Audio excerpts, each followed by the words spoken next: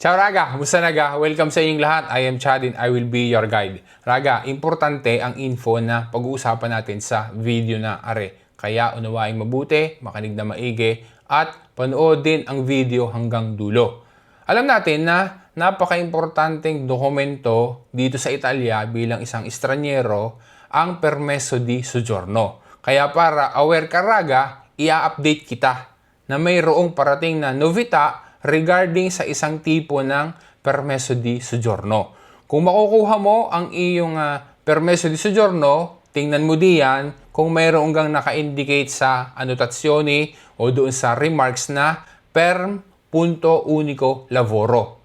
Ano gang ibig sabihin ng remark na perm punto unico lavoro sa Permesso di Soggiorno?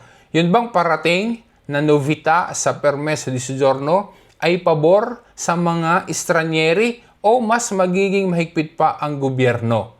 Dapat ay alam mo yan Raga, kaya alamin natin, dopo na sigla, partiamo!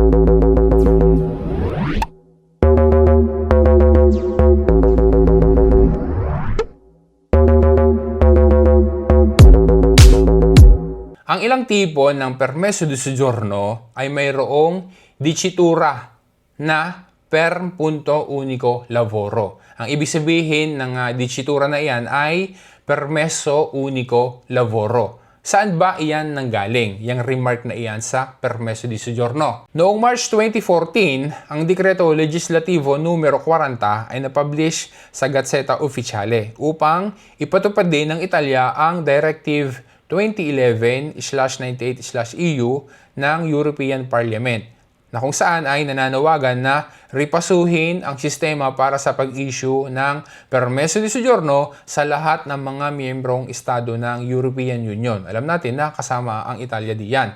Naghanap ako ng lumang kopya ng aking luma din na Permesso di Soggiorno, yung mga dati kong Permesso di Soggiorno, at are ang nakita ko. 2018 ang date of release ng nakita ko na iyan at ang tipo ay lavoro subordinato. Tapos makikita sa likod ng dokumento ang anotazione na perm punto unico lavoro. Sa latest na model ng Permesso di Soggiorno ngayon, kagaya ng specimen na are ng Ministero dell'Interno, nasa harapan na ng Permesso di Soggiorno, diyan na makikita ang dicitura na perm unico lavoro.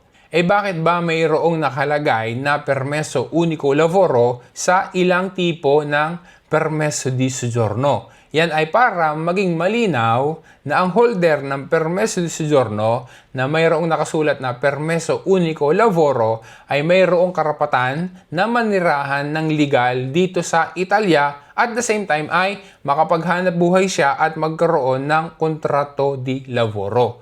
Ang ilan sa mga tipo ng Permesso di Soggiorno ngayon na mayroong nakalagay na Permesso unico lavoro ay motivi familiari, attesa occupazione at lavoro subordinato. Huwag magtaka dahil mas madaming iba ng mga tipo ng Permesso di Soggiorno ang walang nakalagay na Permesso unico lavoro. Kaya huwag magtataka kung sakali na ang iyong hawak ngayon na Permesso di Soggiorno ay walang nakalagay na Permesso unico lavoro. Ano-ano gaya mga tipo ng Permesso di Soggiorno na iyan? Kagaya ng lavoro autonomo, lavoro stagionali, protezione internazionale, carta blu UE, lungo periodo UE, also known as Carta Soggiorno, maging yung carico o familiari ng Italian citizen at marami pang iba, yung mga yan ay sadyang walang nakasulat na perm unico lavoro.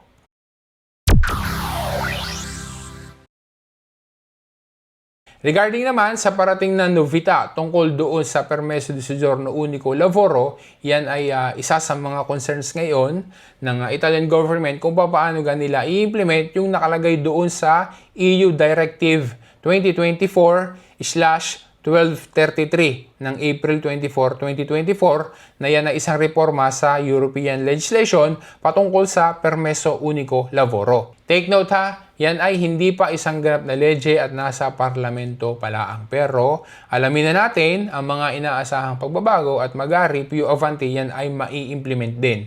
Ulitin lang natin na ang Dekreto Legislativo ay hindi pa ipinatutupad sa ngayon, pero maaaring ito ang parating na novita.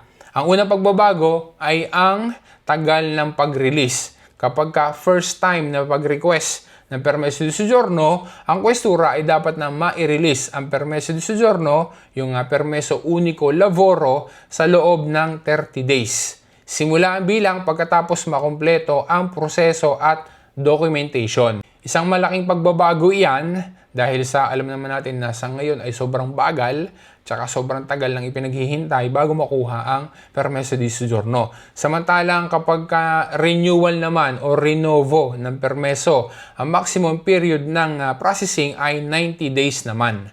So kapag first time na issuance ay 30 days. Kapag naman renewal, 90 days naman. Ang tanong lang ay maipatupad kaya? So maintindihan natin malalaman natin kung iyan ga ay maipapatupad nila, kung magagawa nga nila na ganyan lang kabilis magre-release ng permeso unico lavoro. So we will find out kung mangyayari nga. Pangalawa, transparency ng employer. Kinakailangang ipaalam agad ng employer doon sa kanyang worker ang anumang komunikasyon na natanggap mula sa mga otoridad tungkol sa authorization. Pangatlo, pagpalit ng employer. Ang mga holder ng permeso uniko ay maaaring magpalit ng employer sa loob ng panahon na mayroong visa pa ang kanyang permeso. Panghuli, kung mawala ng trabaho o sakali na mawala ng trabaho ang worker, ang permeso ay hindi babawiin o ire-revoke agad. Sa halip ay maaari siyang manatili sa Italia ng hindi bababa sa 3 buwan upang magkaroon siya ng pagkakataon na makapaghanap ng bagong trabaho. Papakita ko sa iyo raga aring 4 na binanggit natin na iyan na parating na novita para mayroong kang guide. Clarification lang ulit para maiwasan ng confusion. Ang mga tipo ng permeso di soggiorno na apektado ng 4 na pagbabago na binanggit natin kanina ay permeso di soggiorno per lavoro subordinato at permeso di soggiorno per lavoro stagionale. Hindi naman apektado ang tipo ng lavoro autonomo, carta blu UE, motivo studio, famiglia, maging yung protezione internazionale o speciale at attesa occupazione. Ang mga holder ng permeso di soggiorno na lungo periodo UE ay hindi din apektado ng mga nabanggit na parating na pagbabago kanina.